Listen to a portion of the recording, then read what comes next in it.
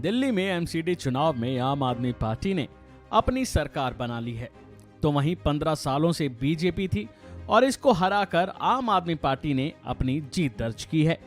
लेकिन बात अब दिल्ली के मेयर पर आकर अटकी हुई है, जिस पर राजनीति होना तय है। आइए आपको बताते हैं इस पूरे मामले में आखिर है क्या।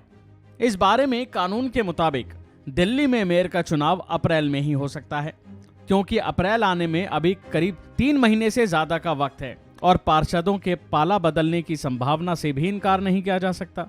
इसलिए आपकी पूरे बहुमत से जीत के बाद भी मेयर चुनाव में खेल पर बात बनी हुई है। विधायकों के पाला बदलने में कोई दो राय नहीं है।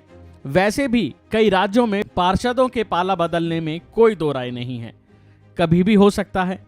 वैसे भी कई राज्यों में विधायकों के पाला बदलने से सत्ता का पलड़ा एक तरफ से दूसरी तरफ आसानी से झुक जाता है। दरअसल द टाइम्स ऑफ इंडिया की खबर के मुताबिक कहा जा रहा है कि बीजेपी नहीं चाहती कि आम आदमी पार्टी को दिल्ली में अपना मेयर बनवाने में कोई मुश्किल हो। चौंक गए ना आप? जी हाँ, लेकिन ये सच है। बीजेपी अपना मेयर बनाने के लिए कोई कोशिश नहीं कर रही।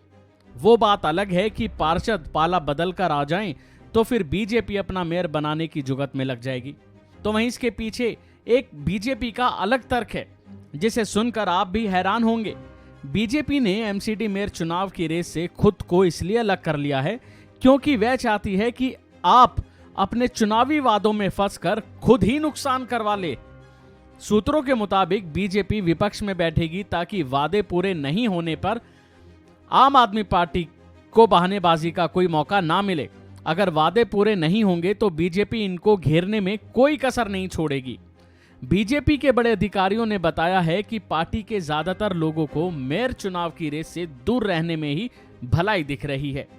उन्हें लगता है कि आपने चुनाव में कई ऐसे बड़े बड़े वादे कर लिए हैं जो पूरे होते दिखाई नहीं दे रहे, इसलिए उन्हें पूरा कर पाना लगभग असंभव सा है। अगर आम आदमी पार्टी अपने किए प्रमुख वादों को पूरा करने में असफल रहती है तो बीजेपी को अगले चुनावों में उसे घेरने में आसानी होगी। उस पर हमला करने के बड़े बड़े मौके हाथ लग जाएंगे। बीजेपी के एक पदाधिकारी के मुताबिक अब तक किसी भी पार्टी सांसद और पार्षद को आपके पार्षदों को लुभाने की कोशिशों के लिए नहीं कहा गया है, क्योंकि इस बार बीजेपी लुभाने के लिए नहीं बल्कि सीधे तरीके से आपको घेरने की फिराक में है। जब वादे पूरे नहीं होंगे तो बीजेपी आम आदमी पार्टी पर हमला करने में कोई कसर नहीं छोड़ेगी। बीजेपी बहुत दूर की सोच रही है। दिल्ली के मेयर चुनाव में सभी 250 निर्वाचित पार्षद मतदान करेंगे।